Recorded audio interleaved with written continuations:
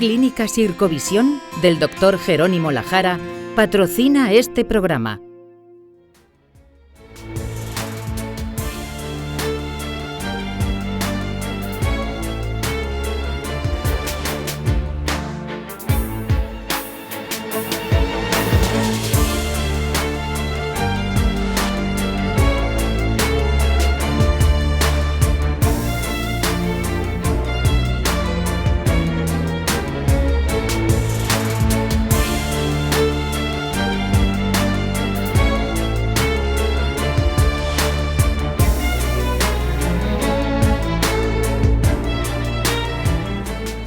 Bienvenido a La Salud en tus manos, un programa que hacemos aquí en Popular Televisión y que también emiten nuestros amigos del grupo Cadena Media.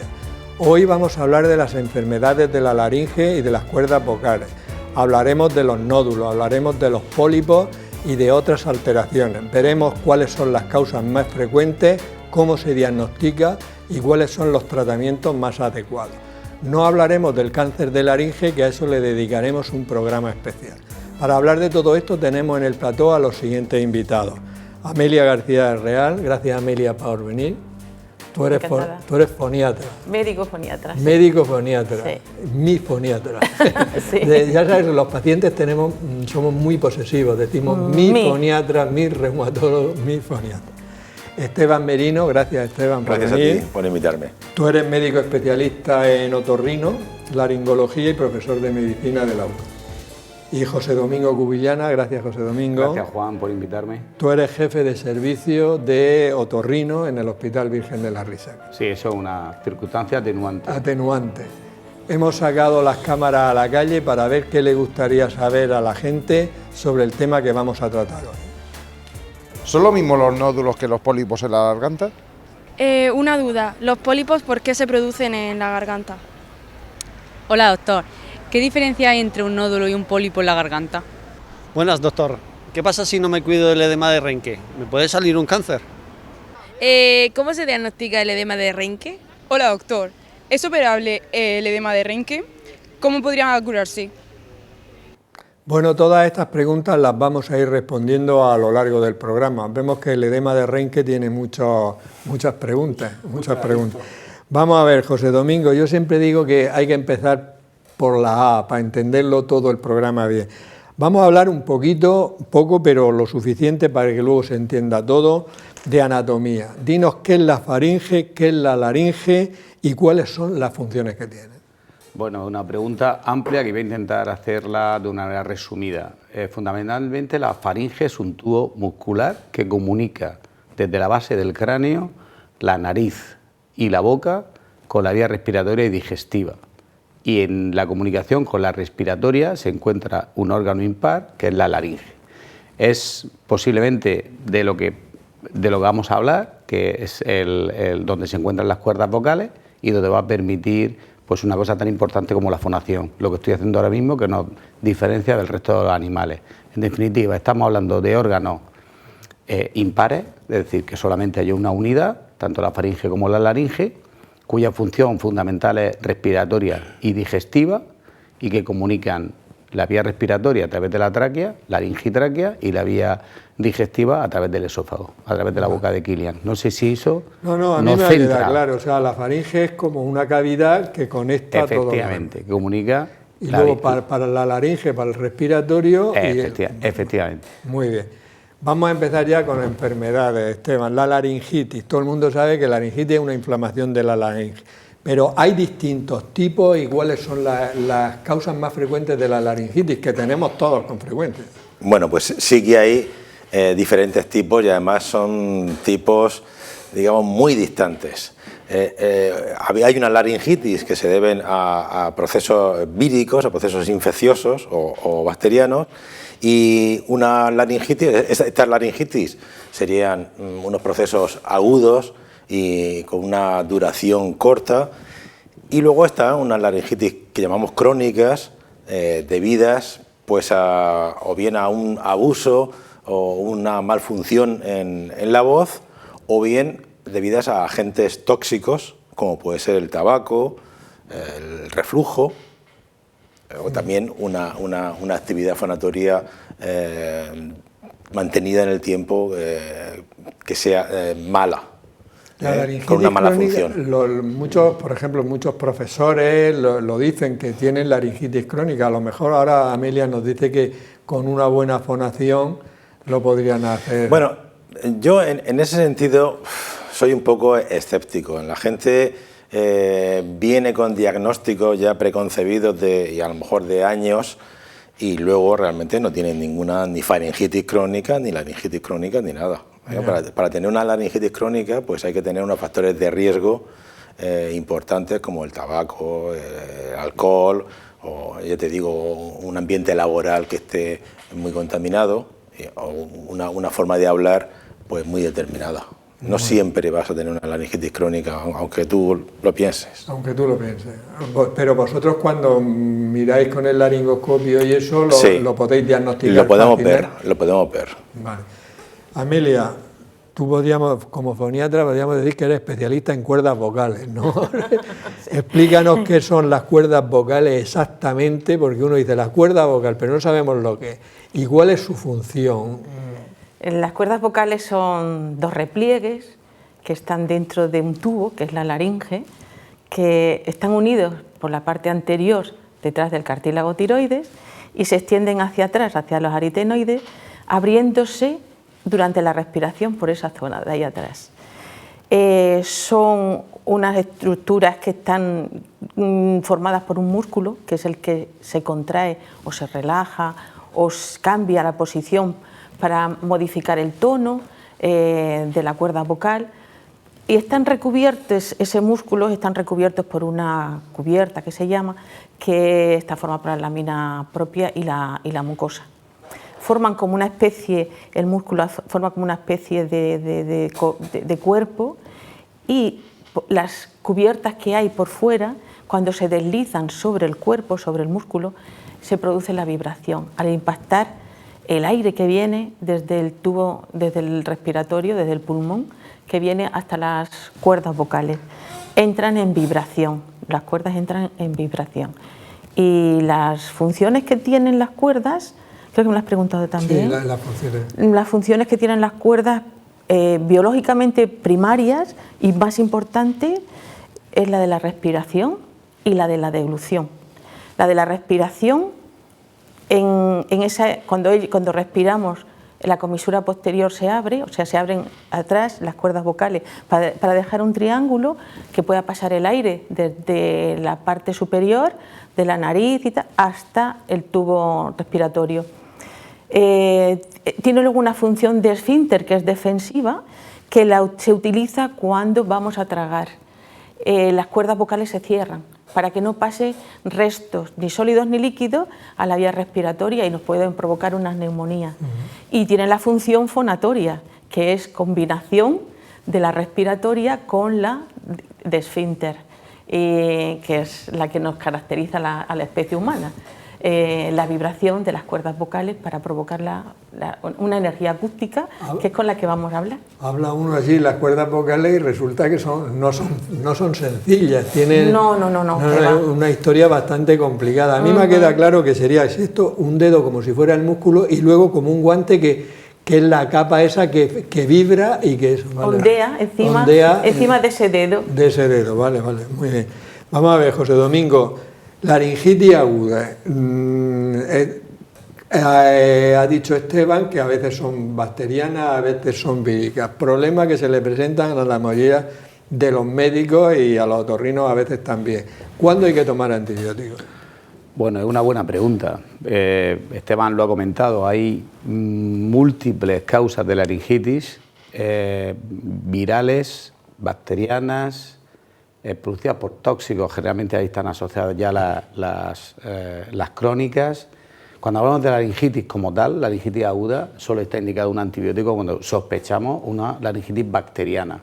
En el resto de los casos, por ejemplo, una laringitis que se produce por un fenómeno como el COVID o la COVID o la gripe, realmente ahí el antibiótico no tiene ningún sentido, porque está producida por un virus. Entonces, enmarquemos siempre causa bacteriana tratamiento antibiótico, y ahí podemos meter pues una Haemophilus, un estreptococo, una tuberculosis, tratadas con antibióticos, y dejemos el resto para, en el caso de las crónicas, un diagnóstico definitivo mediante fibrolaringoscopia y su tratamiento foniátrico o quirúrgico o combinado, llegado el caso, y solo utilicemos antibióticos, como digo, cuando tengamos claro que estamos ante laringitis bacteriana. Vale. Me imagino que para el médico de primaria y tal, que son los que con más frecuencia lo ven, hay signos de sospecha de una y de otra, ¿no? Claro. Para que puedan poner... Nos basamos en los antecedentes de cada individuo, es decir, en un proceso, pues como hemos pasado del COVID, o en una época gripal, por ejemplo, pues las disfonías que se pueden generar, producto de una laringitis aguda, están relacionadas con las causas más comunes. Claro. Evidentemente, eso no quita para que el profesional, sea médico de familia u otorrino, tenga la precaución de distinguir unas de otras. Eso realmente nos lo va a dar también, como digo, los antecedentes epidemiológicos que nos rodean y las características tanto patológicas de la disfonía que se presenta como de la clínica que acompaña al paciente. Muy bien. El tema de la laringitis crónica, Esteban, porque realmente la laringitis crónica, yo se lo he oído decir a cientos de personas, decir, yo tengo laringitis crónica. ¿Cómo se hace el diagnóstico de la laringitis crónica y cuál es su tratamiento? Vamos a ver. Una laringitis crónica, afortunadamente para nosotros, otorrinos, pues existen métodos de exploración que son muy buenos y con los que podemos visualizar perfectamente la laringe. Entonces, lo primero que tenemos que hacer es ver la laringe. Viendo la laringe, normalmente presumimos si hay una laringitis crónica, porque hay unas alteraciones en la mucosa. Eso es el diagnóstico. Si quieres un diagnóstico más específico, pues tenemos que tomar una biopsia y entonces clasificar esa laringitis crónica, ponerle apellido, ¿de acuerdo? ¿Cuándo se tratan? Pues cuando una laringitis crónica tiene un proceso de reagudización en el que va a cambiar mucho la voz, porque la laringitis crónica, una de sus características es que la mucosa se altera y entonces el moco va a ser mucho más adherente y se va a quedar ahí pegado por más tiempo y va a alterar mucho más la voz, pues la tratamos de forma aguda con aerosoles, con mucolíticos y con antiinflamatorios. Una vez que eso está curado y que se queda el paciente con su laringitis crónica, con su alteración de la mucosa, pues entonces si sospechamos que puede haber algún dato de malignidad, hacemos una microcirugía y tomamos una muestra y vemos cómo está, y evidentemente lo que le recomendamos al paciente es que debe cesar toda actividad tóxica. El tratamiento de la laringitis crónica, que a veces no es totalmente recuperable, pero lo que se pueda recuperar se va a recuperar cuando cesa el hábito de fumar, sobre todo, el hábito de beber o el hábito de fonar de una forma desproporcionada. O sea, pero me ha quedado claro que realmente el otorrino, haciendo una laringoscopia, ve perfectamente la mucosa y puede saber perfectamente si tiene una laringitis crónica o no la tiene. Normalmente sí. Y que solo en determinadas circunstancias, cuando lo que veis no lo tenéis muy claro, entonces decís, vamos a hacer una biopsia, pues no nos vayamos a... Efectivamente. Y lo que siempre insiste, porque como ha venido varias veces, es el tema, y claro, y es lógico, el tema de los tóxicos para todo el organismo, pero en este caso para la laringe, bueno, alcohol, tabaco y determinados ambientes. Sí, y reflujo. El reflujo, sí, siempre se... hemos hecho un programa sobre la contaminación atmosférica, por ejemplo, en los centros de las ciudades, cuando hay mucho coche y todo eso, eso también será negativo, ¿no? Será negativo, también dependerá de la forma de respirar de cada persona. Bueno, muy bien, vamos a ver, Amelia, las personas, la ha visto Esteban o José Domingo y la han diagnosticado de laringitis crónica, la han mirado y dice, ¿deben de ir todas al foniatra o no? Van a ir los que tengan sobreesfuerzos fonatorios, un sobreesfuerzo bucal. Al principio, cuando empieza una laringitis crónica, a veces no se suele acompañar del abuso y otras veces es la causa de que aparezca una laringitis crónica, es un abuso mantenido durante mucho tiempo. Eso produce una inflamación. Un abuso de hablar mal. Sí. Vale. Eso produce una inflamación de la mucosa que reacciona aumentando todavía la fuerza que tiene que hacer respirando y muscular, compromete bastante la vascularización de los pequeños vasos que hay en la laringe y ya predispone a que aparezca una laringitis crónica. Pero siempre va acompañada, suele ir acompañada de otros factores, de otros cofactores como son el reflujo faringolaríngeo y el tabaco sobre todo y el alcohol. Déficit de vitamina A, C, E también, radiaciones ionizantes, en el papiloma también lo hemos visto, en el papiloma humano también aparece. Vale.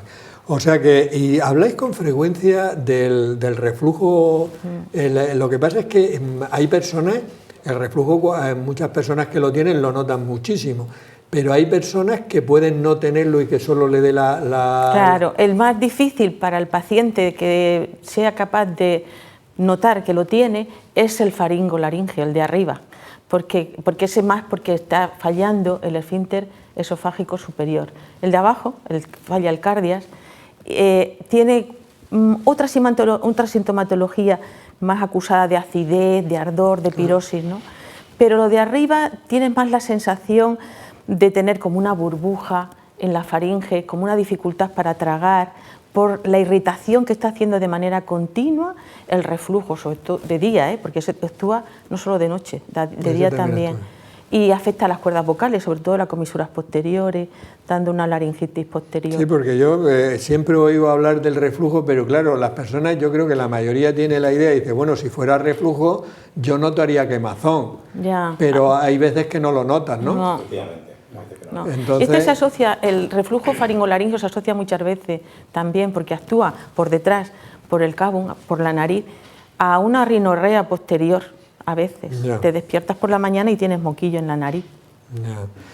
De nuestra sección Palabras de Médico, nuestro profesor de latín y griego Juan Carlos Ferre y nuestra experta en traducción Mariluz Soler nos van a decir el origen de varias palabras relacionadas con el tema de hoy. Muy buenas, en el programa de hoy vamos a hablar de las cuerdas vocales, de los nódulos, de los pólipos, del edema de Renke. Bien, pues te empiezo con nódulo. Nódulo etimológicamente deriva de nodus, que es nudo en latín, y tiene ulus, que es un sufijo de diminutivo. La palabra cuerda viene del griego corda y era la que se extraían de los intestinos de los animales, se estiraban y se hacían las cuerdas de los instrumentos musicales. Posteriormente, ya a finales del siglo XIX, se asoció a los dos ligamentos que tenemos en forma en la garganta capaces de tensionarse, estirarse y hacer los sonidos que hoy conocemos, que son las cuerdas vocales. Igual que si fueran las cuerdas de un instrumento, nuestras cuerdas vocales pueden tener problemas como son los pólipos. Pólipo deriva del griego polis, polepolín, que significa muchos, y pudos, pie, al igual que en el pulpo, porque la forma del pólipo puede recordar a la de un pulpo agarrado a una roca dentro de nuestras cuerdas vocales. Otro de los problemas que podemos sufrir en las cuerdas vocales es el edema de Renke. La palabra edema significa inflamación y Renke es el personaje que lo descubrió, esa inflamación en la mucosa de las cuerdas vocales. También todas estas cosas nos pueden producir afonía. Etimológicamente, afonía está compuesta por a, que es un prefijo griego de negación, y foné, que es sonido, es decir, que no sale el sonido. Y es similar, aunque no exactamente lo mismo, la disfonía, porque el prefijo dis significa que algo funciona mal. Una disfunción. Y pues ya solo nos queda que si alguien sufre algún tipo de esta afección, acuda al especialista, que es el foniatra. De foné, sonido, y iatros, que es médico. Palabras de médicos. Muy bien, pues ya sabemos el origen de algunas palabras, incluyendo la de foniatra. Sí. Vamos a ver, José Domingo, el tema de la epiglotis, que esto da mucho castigo a los otorrinos a veces, ¿eh? ¿Qué es la epiglotis? ¿Por qué es un cuadro grave a veces y qué hay la epiglotitis y qué hay que hacer para evitar? Eso te iba a decir, Juan, ¿me está hablando del cartílago o de la inflamación? No, de la epiglotitis. Sí. La epiglotitis es un cuadro muy importante por la gravedad que puede que conlleva. Ten en cuenta que puede cerrar por la inflamación del cartílago epiglótico, puede cerrar, y por la inflamación de vecindad, toda la vía respiratoria. Con lo cual, tanto en niños como en adultos, tiene una gravedad extrema hasta el punto de necesitar. Hoy ya en día prácticamente se soluciona con la intubación. En la mayoría de los casos no, pero sería, digamos, la parte final, ¿no?, de resolver esa inflamación aguda en espera de la respuesta antibiótica y corticoidea que puede conllevar. Claro, esa situación es una situación muy extrema. Hace años podían terminar en una traqueotomía. Claro, eso te da un poco de idea de que estamos hablando de un cuadro realmente grave y serio. ¿Por qué se produce? Es una infección fundamentalmente bacteriana. En los libros clásicos hablamos de la Haemophilus influenza, de un bicho concreto, y bueno, y era una cosa patognomónica, una pregunta clásica de examen, la epiglotitis y la causa, ¿vale? Hay otros gérmenes evidentemente implicados. Me preguntaba si se puede prevenir o... Sí, sobre todo más que prevenir el tema de, por ejemplo, una persona que tenga ahí cierta dificultad. ¿Cuándo una persona que tenga una laringitis teóricamente o que no te molestia en el cuello y le va más, cuándo debe consultar por el riesgo posible de que pudiera ser una epiglotitis? La epiglotitis da una voz que se llama de patata caliente, que es como si le quemara algo en la boca, y al mismo tiempo el paciente no habla bien porque tiene sensación como voz ocupada, ¿vale? Si a eso lo asocia un cuadro febril, un mal estado general y tal, son en un niño o en un adulto. En un niño incluso se manifiesta con más disnea que en un adulto generalmente. Eso te da una idea de la gravedad y del signo de alarma que significa. Eso es muy raro que se presente en otras patologías. Tal vez con la tuberculosis también podría darse, ¿vale? Esa sensación de dolor, alfonar y tal. En el resto de las patologías casi nunca, es decir, es más difícil.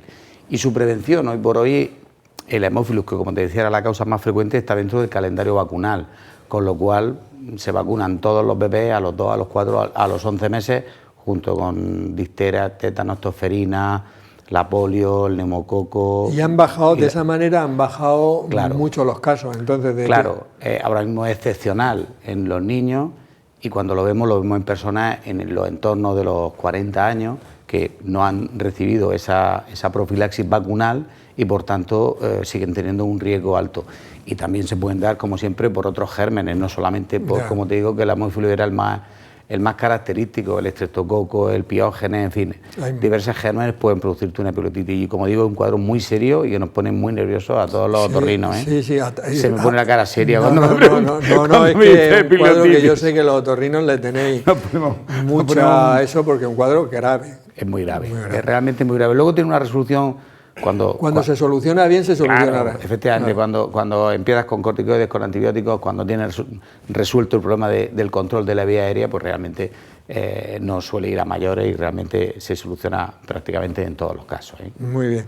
Esteban, los nódulos laríngeos, lo dice la gente. Tengo un nódulo laríngeo. Cuando dice una persona tengo un nódulo laríngeo, ¿qué está diciendo que tiene? Bueno, si dice que tiene un nódulo laríngeo, normalmente no dice bien, porque los nódulos van a pares, van en pareja. No puede tener uno. No, suelen ser dobles. Vale. Entonces, el nódulo laríngeo es una lesión benigna que aparece por un fonotrauma, es decir, por un traumatismo en la mucosa de la laringe, por una forma de hablar que es traumática para las cuerdas. Aparece primero una pequeña inflamación como un edema. En esta primera fase, teniendo nódulos, la voz puede ser normal porque el nódulo edematoso se esconde en la cuerda cuando la cuerda vibra, y en una segunda fase que ya el nódulo se vuelve más duro, más fibroso e incluso un poquito más grande, pues entonces ya se altera la vibración, se deja también un escape aéreo y aparece una disfonía. Pero es una lesión benigna.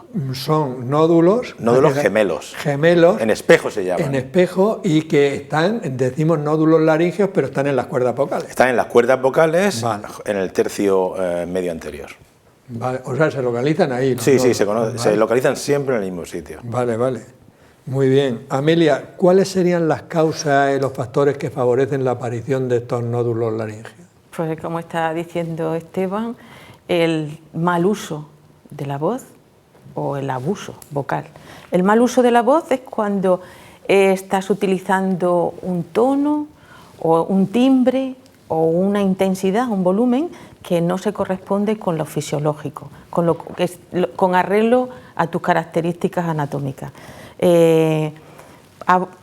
Abuso vocal es cuando ya estás haciendo microtraumas sobre las cuerdas vocales porque son repetitivos y suele ser cuando tosemos de manera muy agresiva, el carraspeo de manera fuerte, hablar muchas horas seguidas, como les pasa a los profesores, el reflujo faringolaríngeo, porque hay unos factores luego ya que influyen, y sobre todo el reflujo en la aparición de nódulos.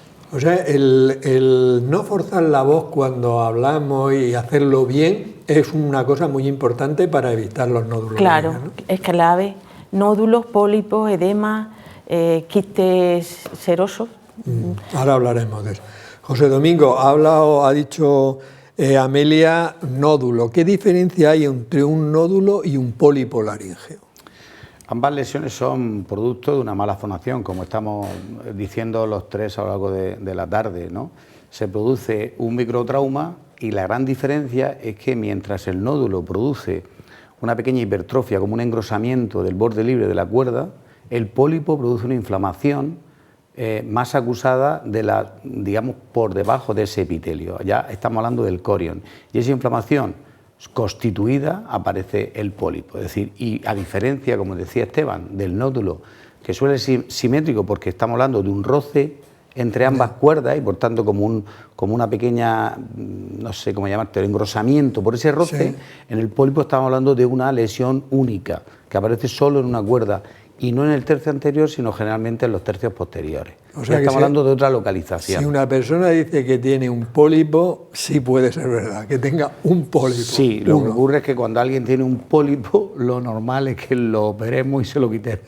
Se lo quitamos. Pero hay pólipos por el virus del papiloma humano, ¿no? ¿O no? Sí, la papilomatosis es una entidad diferente digamos, a las lesiones estas. Estas serían lesiones funcionales producidas por la mala fonación, por el tabaco, por el alcohol, por estar gritando en ambientes inadecuados, mientras que la papilomatosis ya estamos hablando de una infección viral por el papiloma humano, ¿vale? Y que produce unas lesiones excrescentes a nivel de toda, ya no hablamos solo de las cuerdas vocales, sino de toda la mucosa laríngea. Tiene un comportamiento diferente, ¿vale? Requiere cirugía, en fin. Esteban, lo que ha comentado José Domingo, yo tenía aquí hacerte una pregunta si hay relación con otros nódulos y pólipos de nuestro organismo. Sí. Esto es una pregunta que nos lo hacen muchos pacientes. Sobre todo, vamos a ver, los nódulos son más frecuentes en mujeres. Y nosotros tenemos una zona endémica, por lo menos en Lorca, de nódulos también tiroideos.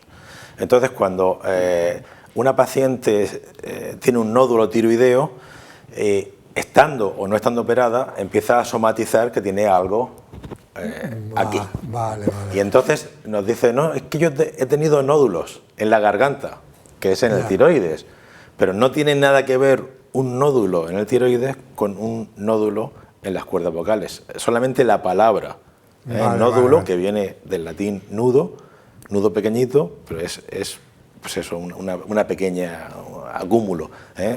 Y los pólipos tampoco, los pólipos digestivos no tienen nada que ver con los pólipos laringeos, solamente el nombre. O sea que realmente, por decirlo de alguna manera, es una confusión de la gente de relacionar la palabra nódulo aquí que te molesta con la Efectivamente, garganta. Los nódulos del tiroides no tienen nada que ver con los nódulos de la laringe, aunque a veces las personas que tienen enfermedad tiroidea pues tienen disfonías también. Ya.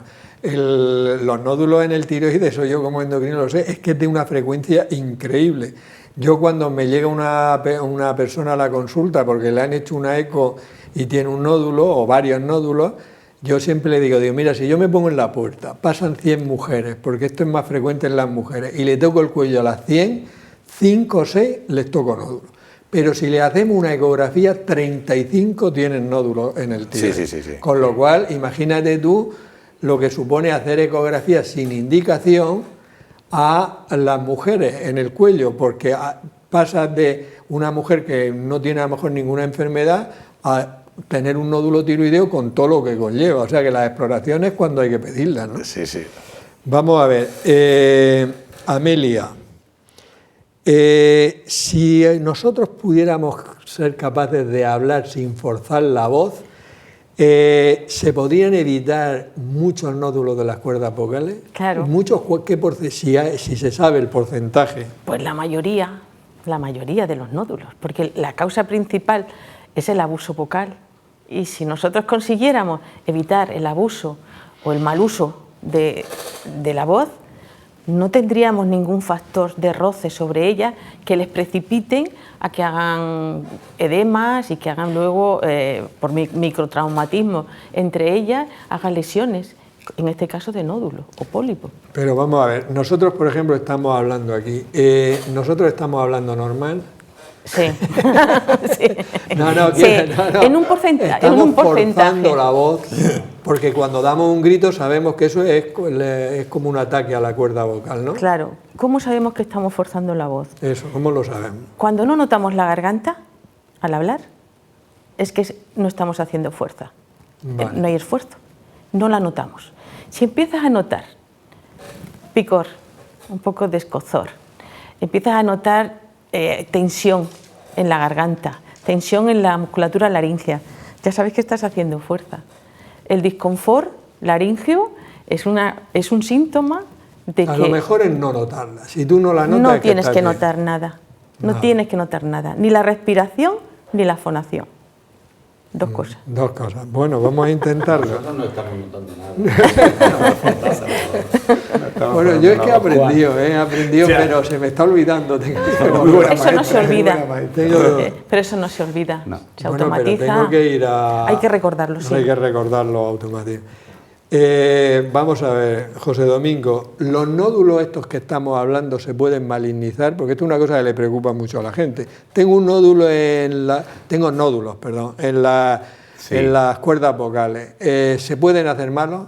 En general, y yo no he visto nunca, no sé si Esteban alguna vez ha visto algún nódulo, que cuando estamos hablando de nódulos, cuando estamos hablando de nódulos, que se malignice, ¿vale? Normalmente no. También es verdad que cuando presentamos un paciente con nódulos y tiene una disfonía, pues que su tratamiento es foniátrico, es decir, que la mandamos a Amelia, el resultado es satisfactorio, porque a las sesiones de trabajar Amelia con esa persona, le hacemos una fibroscopia y los nódulos han desaparecido. Es decir, realmente, como decimos, una lesión traumática que tiene una resolución fácil, con tratamiento no quirúrgico, en la mayoría de los casos. A veces son tan grandes que conviene operarlos, ¿vale? Pero conviene operarlos para que el trabajo del foniatra sea más satisfactorio y dure menos, no porque no se pueda resolver con con la foniatría. Entonces, que se malignicen, yo, en mi experiencia, no lo he visto nunca. No sé si Esteban ha visto alguna vez. Vamos a ver, el nódulo no se maligniza. Se maligniza la mucosa de la laringe. Vale, entonces, ¿qué posibilidad tiene de malignizarle un nódulo?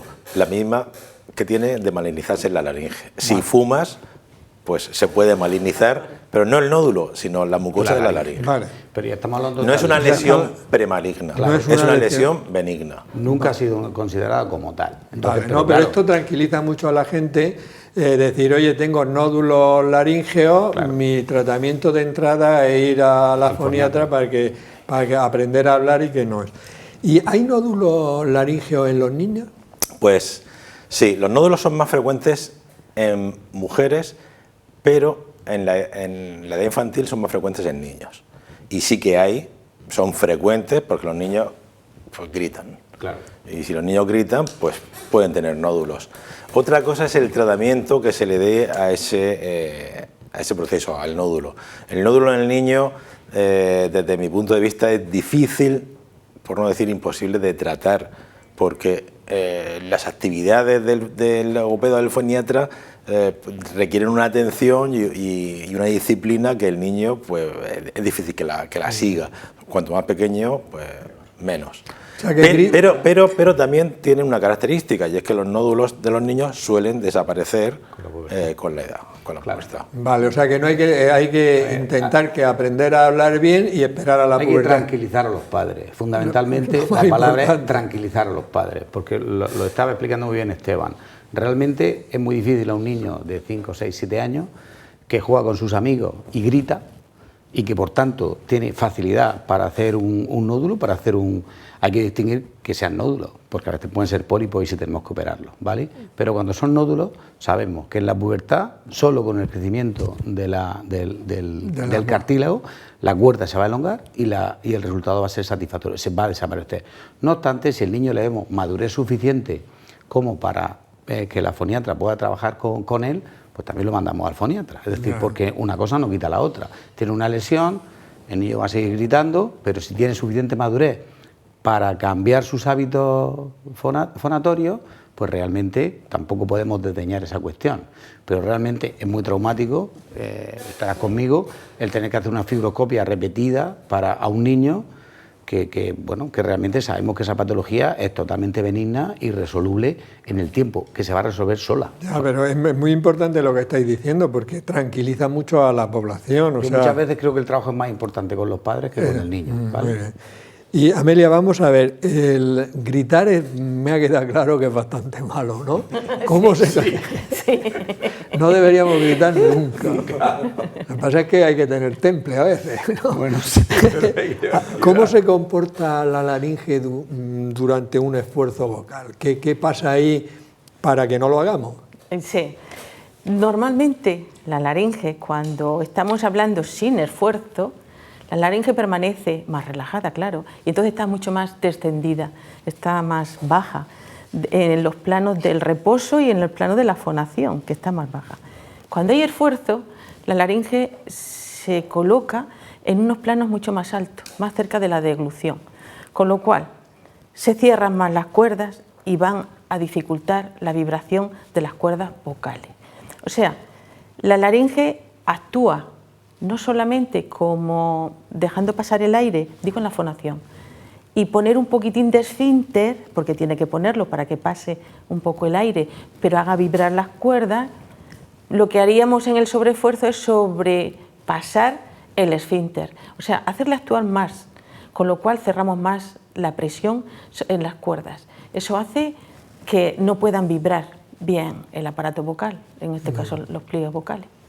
O sea, yo te veo que hablas así bien. O sea. Es entrenamiento. A lo mejor que nosotros. Es entrenamiento ya. No, pero es que, y luego lo que intentar evitar los gritos, esto es una cosa duro, que no lo debemos hacer.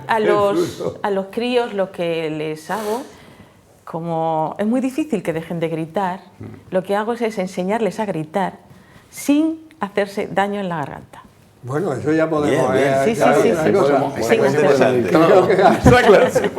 hacerse daño en la garganta. Creo que esa clase tiene 3 alumnos más. Vamos a ver, José Domingo. Dicen que en la divulgación es muy importante decir lo que va a decir, decirlo y repetirlo. Sí. Entonces, esta pregunta ya la hemos comentado, pero siguiendo los buenos criterios de la divulgación, los nódulos laringeos, ¿pueden desaparecer espontáneamente?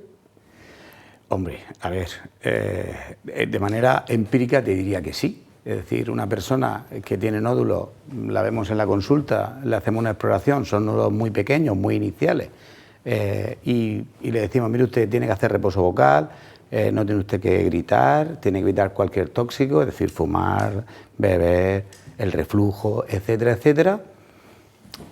Bueno, podemos repetir la exploración al mes, y si ha hecho eso, a lo mejor ya no los vemos. Pero es que la realidad no es tan así, con lo cual, cuando vemos unos nódulos, realmente precisamos al foniatra. Es decir, le ponemos... Y con el foniatra sí que ha dicho Amelia, que y bueno, lo habéis dicho vosotros, se quitan prácticamente todos. Sí, vamos, prácticamente se quitan todos. Todo. Sí. O sea, si son nódulos, se quitan todos. Si no son nódulos, tenemos que recapitular y revisar eso. Yo lo que no me queda a mí nunca claro, y yo con Amelia le habla esto, es lo del reflujo laríngeo. Es que no termino de ver cómo pasa el contenido del estómago hacia arriba te fastidia la laringe y no te fastidia el esófago, que es un tubo. Es lo que no... Porque el esófago tiene una serie de sustancias y enzimas que están protegiéndote de ese reflujo ácido.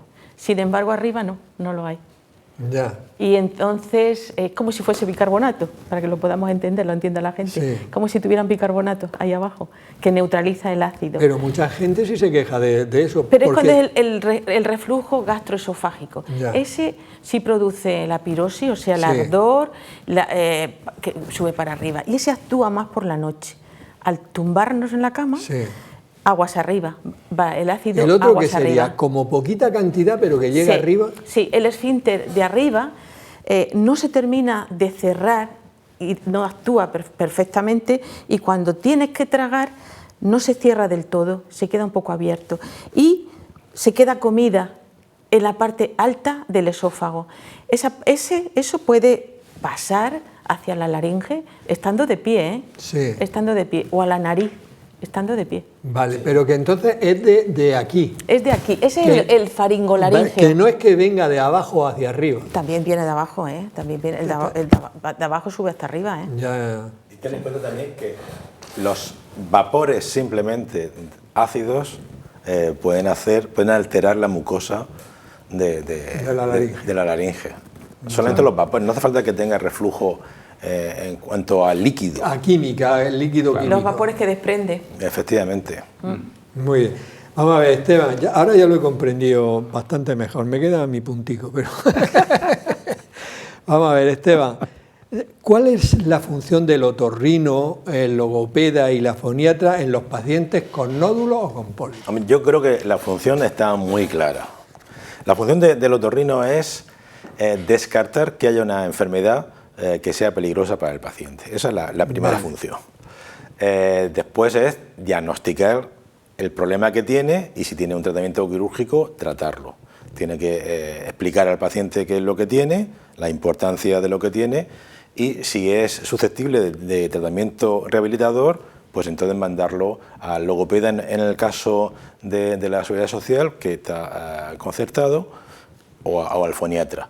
Y en el caso de que tengamos un paciente con una disfonía rebelde, pues entonces directamente al foniatra, porque no lo va a solucionar. Los papeles de cada uno están perfectamente claros y definidos. Hombre, y no hay coordinación, pero no interferencia. No hay interferencia. Yo pienso que la foniatra evidentemente tiene unos conocimientos, sobre todo ella, en este caso Amelia, que están muy por encima de los nuestros, y sobre todo tiene una maestría que no tenemos nosotros a la hora de afrontar el tratamiento de las disfonías benignas. Sí, yo creo que una vez en un programa yo conté la historia, cuando yo fui a Amelia, porque es que se me iba la voz con muchísima frecuencia y tal, cuando me vio y tal, y me dice, mira Juan, el aire entra y sale, y lo que hay que hacer es dejarlo que entre y que salga. Y yo pensé, se lo dije a ella, digo, pues bueno, eso ya lo sé yo, entra y sale. Pero no, pero sí, luego... he hecho una simpleza. Es que sale. Dice, lo único que no hay es que oponerle resistencia. Y oye, aprendí un montón, porque efectivamente, en cuanto que te pones nervioso, tenso, haces así, te cambia la voz, o sea que eso... Y Amelia, antes de gritar, ¿cómo una persona puede saber... Lo has comentado algo antes, pero hay muchas personas que ven el programa y dicen, bueno, ¿y yo cómo sé si estoy hablando bien? Has dicho antes una serie de síntomas o tal que pueden hacerte sospechar que no estás hablando bien y que deberías consultar. Claro, mira, por ejemplo, en el tono, cuando hay un sobreesfuerzo, el tono en general va a bajar. Se va a hacer más grave, en el caso de las mujeres y de los niños, se va a hacer más grave. En los hombres se nota menos, pero en las mujeres se agrava el tono. El timbre se vela o llega luego a ser totalmente ya ronco, o sea que hay como unas gamas hasta que llega totalmente a una ronquera, pero antes ya aparecen veladuras, una voz apretada, sin llegar a tener todavía una franca disfonía. Se altera también el volumen de la voz, al principio no llegamos al final de las frases, pero si seguimos haciendo esfuerzo, al final es que no tenemos potencia vocal tampoco.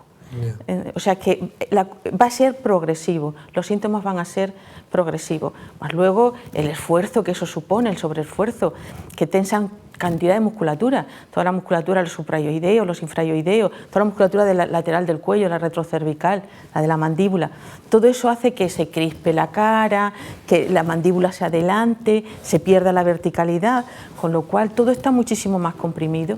Muy bien. Bueno, son cosas que la gente debe saber para, si lo necesita, ponerle remedio antes de que aparezcan los nódulos. Imaginemos, José Domingo, que una persona tiene nódulos que, bueno, que no terminan de quitarse a pesar de alguna mejora. ¿Se pueden operar con láser? ¿Con láser?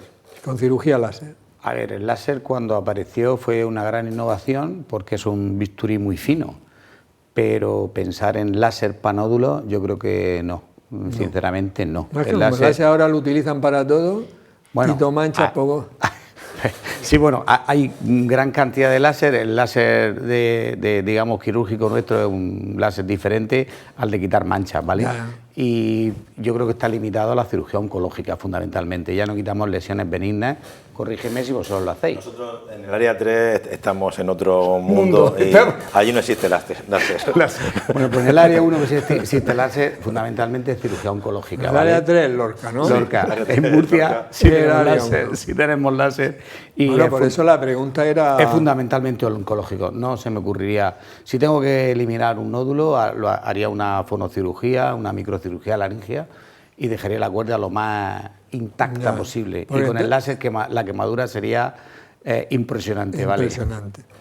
Porque te iba a preguntar que si era mejor el láser o la cirugía convencional, pero como en el área 3 no tenéis láser, pues cirugía convencional. Pero te puedo hablar de que existen estudios que comparan ambas técnicas de láser o cirugía convencional y no hay ninguna diferencia. El láser, vamos a ver, los pacientes cuando vienen y quieren operarse con láser pues, piensan que el láser es una espada mágica. El láser es simplemente un bisturí que corta y a la vez que corta quema y que tiene unas ventajas porque coagula y tiene otras ventajas porque tú, si utilizas un microscopio, puedes tener una minuciosidad más grande que una cirugía convencional con otro tipo de bisturí, pero teniendo habilidad, si el cirujano tiene habilidad, puede operar perfectamente sin láser con las mismas garantías de sí, lo que comentas es que los estudios dicen que no hay diferencia. No hay ninguna diferencia. Se utiliza sobre todo para cirugía oncológica, para operar tumores, porque mejora no ya la supervivencia, sino el posoperatorio de los pacientes. Muy bien. Te iba a decir que la novedad es que si venimos dentro de unos años, me preguntarás si con el Da Vinci quitamos ya los nódulos o los pólipos. Bueno, Te lo preguntarás. ¿Estás operando ya con el Da Vinci los nódulos? Aquí hemos hecho un programa de cirugía robótica. Claro, o sea, seguro. Decir que los otorrinos, que estamos llegando también al Da Vinci, pues como todo, cuando nos dan un juguete nuevo, al principio jugamos con él todo y buscamos muchas cosas de aplicación y luego, lógicamente, nos vamos centrando en lo que realmente es importante. Aquí hicimos un programa, la verdad, interesantísimo. Claro. Amelia, ¿cuándo, me imagino muchas personas que están viendo el programa y dicen, pues yo no sé si hablo bien, no hablo bien, ¿cuándo una persona debería de ir a la foniatra? Pues en cuanto aparezca algún síntoma de esfuerzo vocal, por ejemplo, fatiga a la hora de hablar. Está hablando, tiene que parar para respirar porque se está cansando a la hora de hablar, porque nota que no entra suficiente aire. Entra el aire, pero se le atrapa y no sale, como decías tú antes.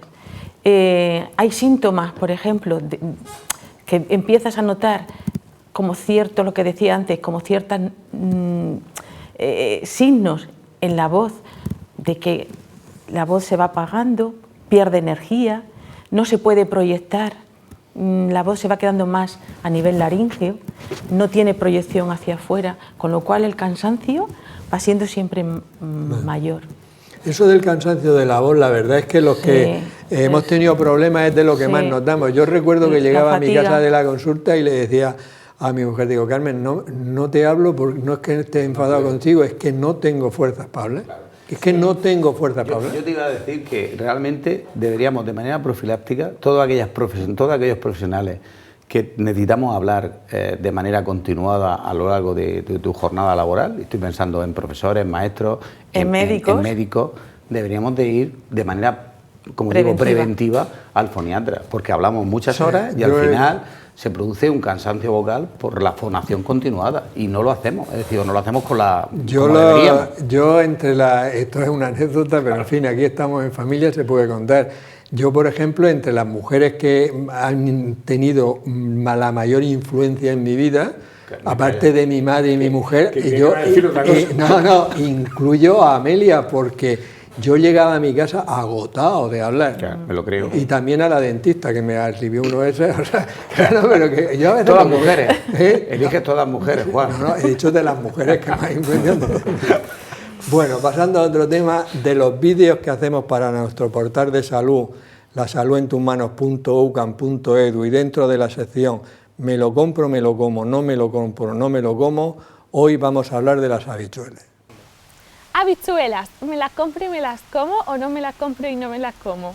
Vamos a comprarlas, vamos a prepararlas y nos las vamos a comer porque son muy buenas para la salud. Sí, ¿nos explicas sus características generales? Pues mira, 100 gramos de habichuelas tienen unas 306 calorías, que para un plato de comida no es mucho.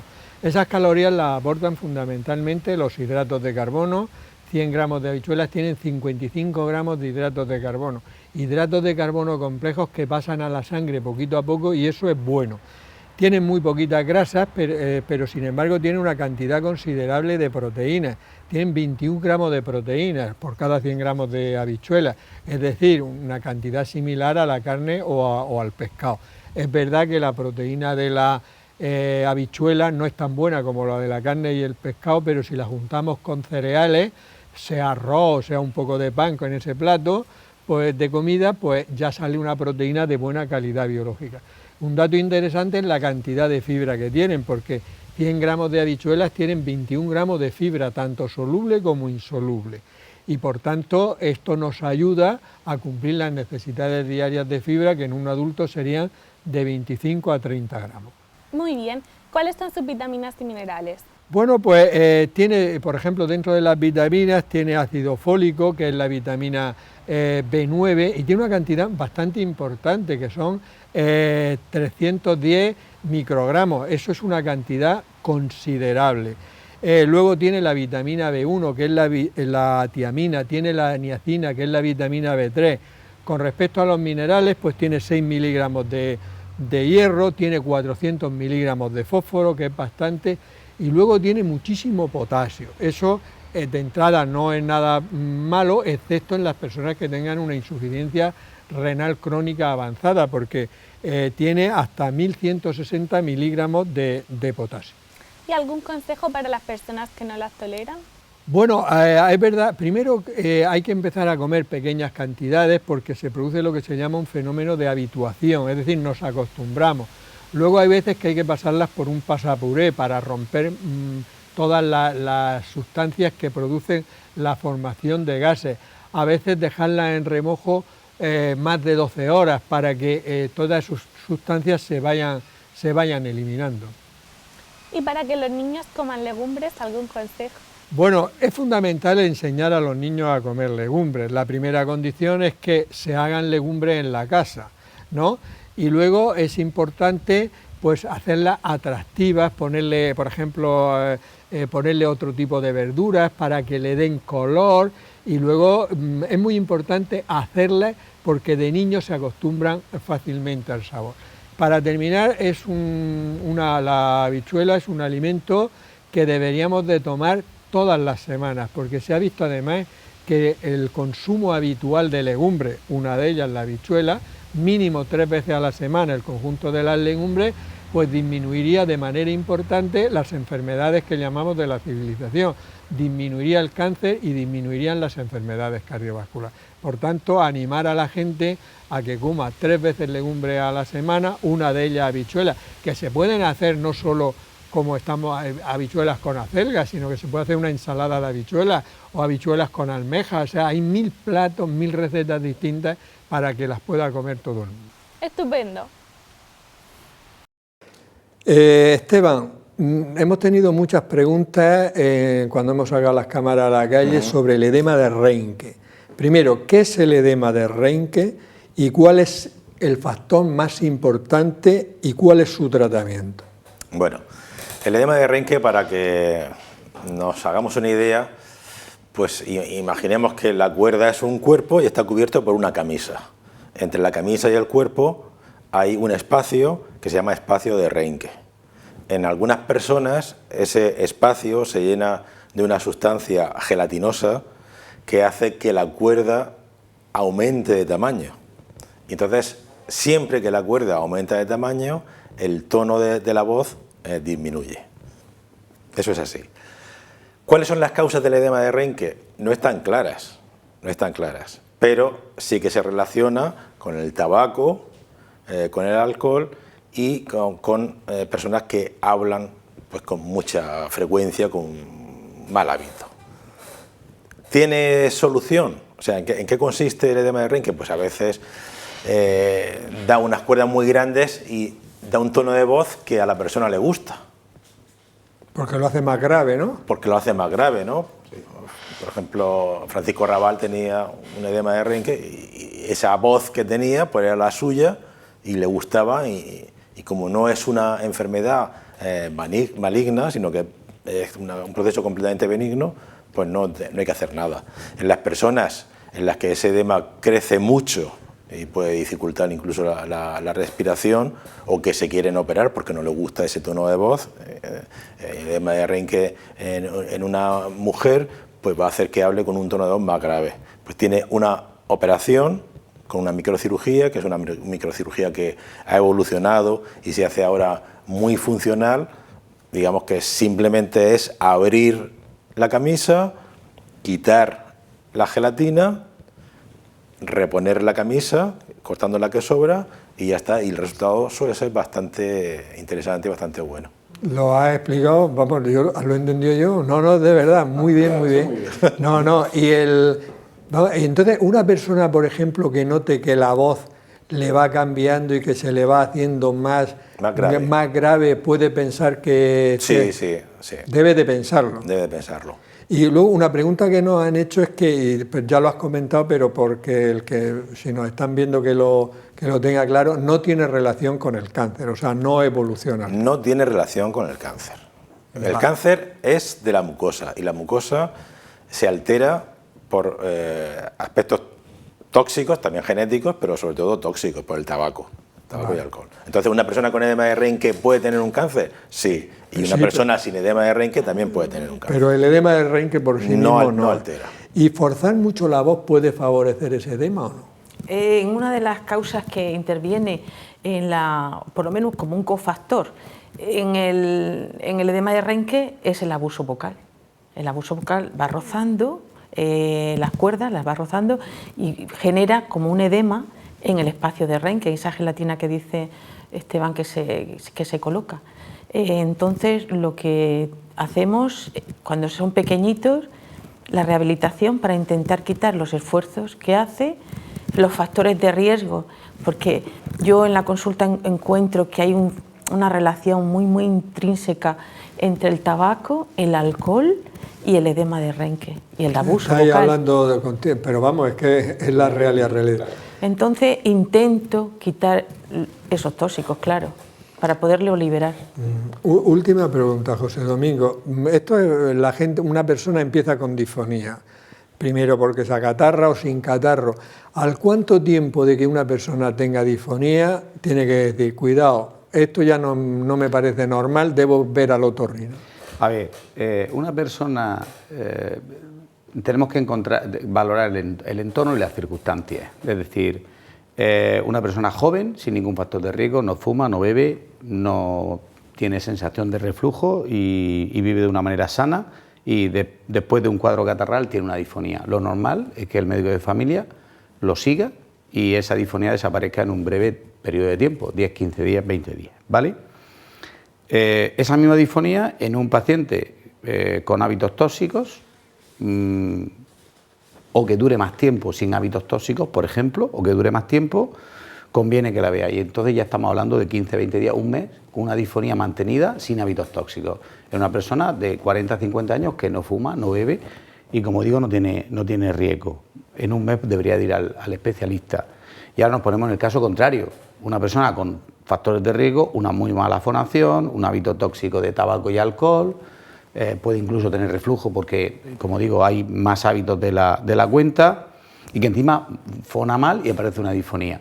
Es un factor de riesgo alto de que nos encontremos una lesión peligrosa. Yo creo que ahí entre una semana y 15 días debería de consultar con un especialista. Bueno, pasando por el médico de familia, pero consultar con el especialista, ¿vale? Vale. No sé si... Sí. Más o menos. Bueno, el entorno es lo que marca, el entorno nos va a marcar, ¿vale? Y los hábitos. Muy bien, ya me dicen que estamos fuera de tiempo, entonces como normalmente digo que dais un mensaje, el mensaje lo voy a dar yo porque lo habéis repetido muchas veces. Es que lo vamos a decirlo usted. No fumar, no beber y aprender a hablar. Efectivamente. Aprender a hablar, ese sería el mensaje de todo lo que hemos estado hablando. Y controlar el reflujo. Es que como lo del reflujo no lo tengo. Bueno, se nos olvidó también hablar del estrés. El estrés es un factor primordial en los sobreesfuerzos laríngeos, porque nos colocamos, cuando estamos muy estresados, ponemos unas posiciones de alerta que son las mismas que cuando vamos a tragar casi, con lo cual estamos apretando cuerdas, no respiramos bien y no hablamos añadimos bien. Y otro factor es el agua. O sea, cuando notamos un pequeño cambio en la voz y estamos hablando, hay que hidratarse. Vale. De hecho, lo estamos haciendo a lo largo del programa. Efectivamente, lo hemos estado Bueno, pues todo. el mensaje ha quedado claro. Por mi parte nada más, simplemente recordaros que en nuestro portal de salud, lasaludentusmanos.ucam.edu, encontraréis información sobre hábitos de vida saludables y prevención de muchas enfermedades. Despedirnos hasta la próxima semana en un nuevo programa de La Salud en tus manos. Que seáis muy felices.